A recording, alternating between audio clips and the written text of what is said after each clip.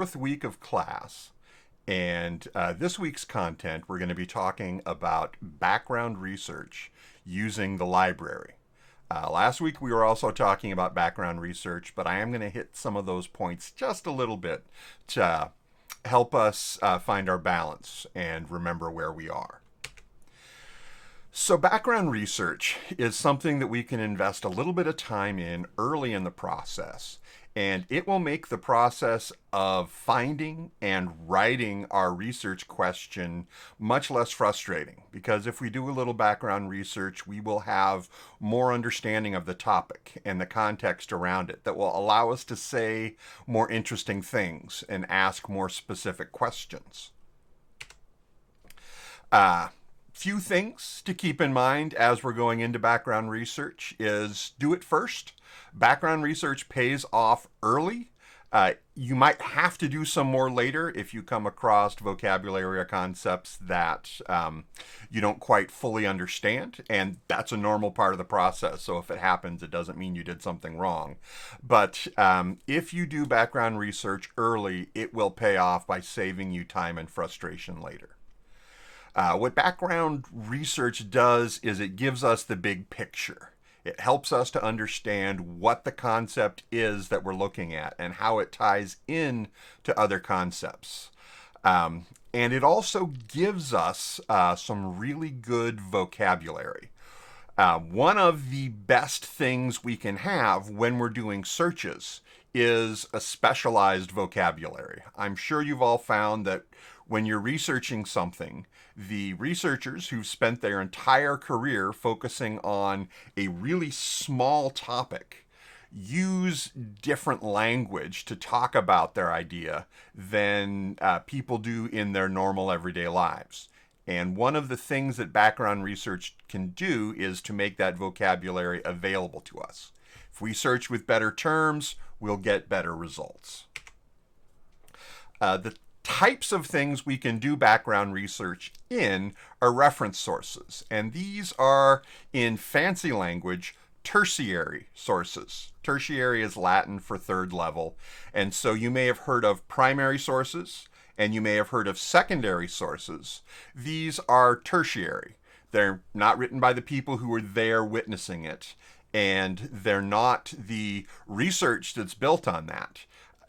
Encyclopedias and thesauri and atlases and handbooks and these kinds of reference sources are made by people who have looked at a lot of the secondary research and some of the primary sources, and they have boiled all of that down to simple, direct, easier to read language that covers a larger area. I'm sure you've seen that journal articles can be difficult to read. They certainly assume that you know an awful lot about the background of the topic, and I know for me that's not always true. The way to bridge that gap and to understand this better is to use some of these tertiary or reference sources. If we want to find these in Vancouver, use the library's Search It tool. Go to the library's homepage. There's a box there with Search It. You can click on the link and get a bigger, better interface. But use Search It. Use terms in Search It like reference works, or set the material type for ebook, and then you will find a bunch of reference books that are ebooks, which means you can use them remotely without having to come into the library. We have a page which is linked from this image above, and if it's not linked, I'm going to go back and post and fix that. But we have a page that will help you access the library's ebooks. If you want to, you certainly do not have to, but if you want to, we have an excellent reference collection in the Vancouver Library. So you can fill out your attestation, bring your mask, come to the library, and then browse the shelves and see what's there in print. There are some ways to sort of navigate subjects by looking at what's on the shelf next to each other that's difficult to replicate electronically. I do almost all of my reading electronically, but there are still things that I will just discover serendipitously in the shelves that I won't see just looking in the catalog in books. I'm not quite sure how we're going to fix that in the future going forward, but there's still some use to doing that, but you certainly don't have to. You can stay home and do all of this online and complete the project with perfect success and the top grades. Our catalog that we use to find books and items and anything that WSU owns to help students and researchers find things is called Search It. It's a little fancy branding name. Everything we have is in there: books, ebooks, reference works, both print and electronic, journals, and even some individual articles. And you can use it to do a general keyword search, which looks for your keywords or the terms that you're searching for anywhere in the record. So it's in the title, in the author's name, or in the subject headings, or in the abstract. It'll look a lot of places. You can also control how the results are filtered and sorted. So I really recommend that you spend some time in Search It, playing around with the search, experimenting with an advanced search, and you'll see some things that are really useful. Here is an image of what you'll see on the screen in the library's homepage to access Search It. You're certainly welcome to search from the box that's right there. The advanced search is fairly useful. You can manage your accounts to see what you have checked out. You can request items from other libraries. We're going to talk about Iliad a little bit later. And you can also find course reserves. Let's see. When you're using Search It, go ahead and sign in. I've got the sign in arrow there, but if we keep going up further than my window, we'll see the word sign in at the top of the screen. Use that. That'll let the system know that you belong to WSU. It will show you more things and make it easier to get them sent specifically to you if the system knows who you are. Like almost everything else that you sign into through WSU, you'll use your network ID and the password you have set up there. So it's the same network ID that you use to access Canvas or MyWSU or the Office 365 and your email, those sorts of things. When you're searching in Search It, you have some choices to make. We've been, I don't know if trained is the right word, or socialized or accustomed by Google that search is simple and you don't have to make any choices when you search. We have just this simple search box on the Google page with lots of white space around the screen, which is great and wonderful and a really good user interface. But if you're doing a more complex search, you are going to want to be specific about other choices that you make. And the way you do that in Search It, the first choice that you'll want to make is in the drop down at the top of the screen, choose where you're looking.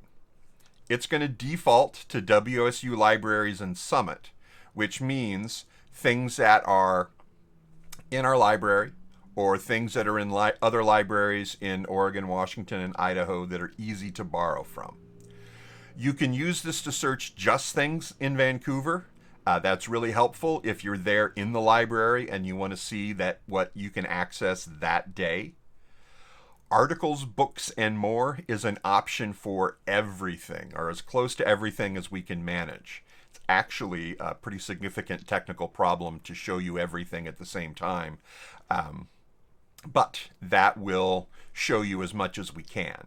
And you can also focus in on course reserves or other campuses if you happen to be there. Otherwise, those really aren't that useful to you. After you've made that choice, on the left hand of the screen, there are some additional choices you can make that will make your search a lot more powerful, save you some time, and end up, making you happier and being a little less frustrating if you know how to use them. So we call these facets, And what they allow us to do is to focus our search on specific sorts of things. So if you were to go over there and under the type heading, choose reference works, and then click the green apply filters button. Nothing will happen until that green button is clicked. It will take the terms that you search for. And in the example I have here on the screen, I've used mutual aid as the search term. If you choose reference works in the facets that are there on the left-hand side of the screen, it will show you only things that are listed as reference works in the system, which can be really helpful and save you a lot of time when you're doing background research. Once you find something that you think is going to be helpful, you're going to want to get your hands on it. The first thing that Search It does is it gives you information about the items, which you need to decide whether or not this is going to be helpful or whether or not this is something that you actually want. Once you've decided, hey, yeah, I want this, then you have to figure out how to get your hands on it. A little bit of information that's going to help you with that. The first is, by these red arrows that are up there, sorry, I have the pointing, I don't quite have that down yet. The red arrows that are up there are pointing to which library these items are in. We are the Vancouver Library, and so if there's a physical item you're looking for that says it's available at the Vancouver Library, that means, hey, you can go get it. If it says online access, we can easily figure out that that means we should be able to get it online. So we click on it and we'll follow some links, which I'll show you in a little bit. The second item on the screen, it says it's available at the Vancouver Library in reference. Reference books are kept separately from the rest of the collection. They're on the first couple of shelves coming in. There's a blue label on the shelves to help us know what they are. That will help direct you to where you go to find it. And above that, if it says Holland and Terrell Libraries or Owen Library, those are libraries that are in Pullman. And we'll need to request those. We have couriers that drive back and forth between the various campuses every day. Takes 3 days to a week. With COVID, it takes a little bit longer. Everything takes a little bit longer. But we'll get it right over to you. The last thing that I want to show you here is at the top of the screen, the first one, where it's in Holland and Terrell, which we'll remember means it's in Pullman. At the far right, it says, and other locations. Quite frequently, Vancouver is one of those other locations. So before you give up and think, oh, I'm going to have to wait, 5 days to get my hands on this item, you can click on the item and look at what the locations are, and it may be that we have it here in Vancouver. For this particular term, it's probably going to be most helpful to focus on electronic items, but we're not going to be facing these same restrictions for the entirety of your academic career.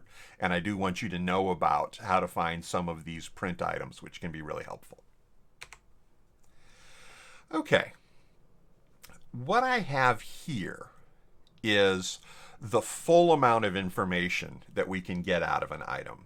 If you click on the title of something that you find in Search It, you'll get a bunch of different bits of information. One of the pieces of information that you will get is this details screen. And it gives you the title, which we've already seen, and the authors. It'll also give you a summary or an abstract, quick paragraph that tells you what it's about. The purpose of that is to save you time and frustration. If you read a paragraph, you might save yourself the trouble of going to get the book or the item and then finding out that the book or item or article or whatever it is isn't as helpful as the title might appear. Beneath that, we have subjects, and the subjects are super helpful. I'm going to emote and make myself look really excited. Maybe I'm not the best actor, but take my word for it. Subjects are going to help you a lot. They're like genre or category headings. And so if an item that's almost what you want, or an item that is what you want, you find that, you can use these to find other items that are put into the same category or genre as that is. And so you can turn one search into many items. So look in the subjects to see what you can find. Look in the subjects for vocabulary to search in other places. But they're really helpful and a really useful way to focus your search. Sometimes you'll want to expand your search and make it bigger. Keywords are great for that. Sometimes you want to focus your search and have a narrower, more detailed focus. You're not interested in all kinds of engineering. You're interested in civic or civil engineering specifically. Subject headings are great for narrowing that down in a way that keywords can't always do.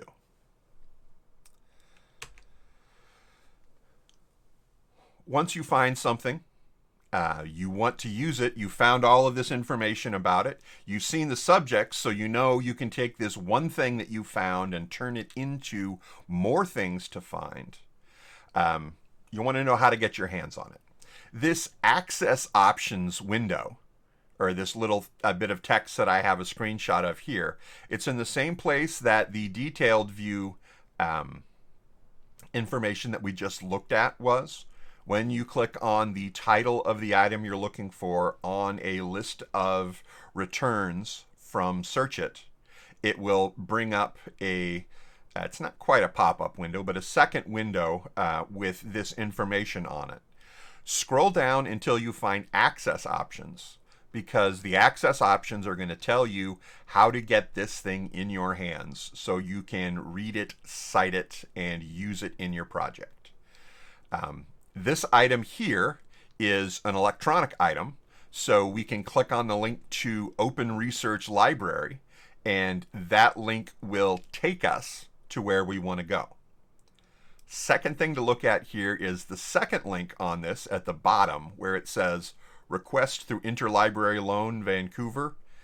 Interlibrary loan is a way of borrowing something from another library. It works for physical items, so that we would be borrowing the physical version of this, I believe, if possible, from another library. So we'll see that later and we'll know what to do with it. If the things we're looking for are in other libraries, and I have 3 scenarios here that it might work. If your item is in a Pullman library, it will look like the window on the left here. This is a item in Pullman. We can tell that because it says it's in Holland and Terrell libraries, which are 2 libraries that kind of grew together that are in Pullman. There's a big red request item on it, and we click that, we fill out a little information, and that'll come straight to us. It's great. The second window, the one in the middle, is for Summit items. Summit is a collection of over 30, I think it's 33 or 34 libraries now in Washington, Oregon, and Idaho that have a contract and an agreement to share books. For you, all you really need to know about that is you can get books and items that are at the University of Washington, University of Oregon, Oregon State. These other great libraries are out there. If what you're looking for is a Summit item, under Availability and Request Options in Search It will be this red Request Summit item. And all you have to do is click it, maybe fill out a little bit of information, and your item is on its way to you. It's really quick, easy, and simple, and it will never cost you something. As an aside, if you're ever looking electronically or physically for an item and you see something that says, here, pay X amount of money to get your hands on this, please don't spend your money on these things. Your tuition money covers this. The libraries pay for it with, tuition and state money. So if you want something for your research, come talk to us and we'll get it for you, and it won't cost you a penny.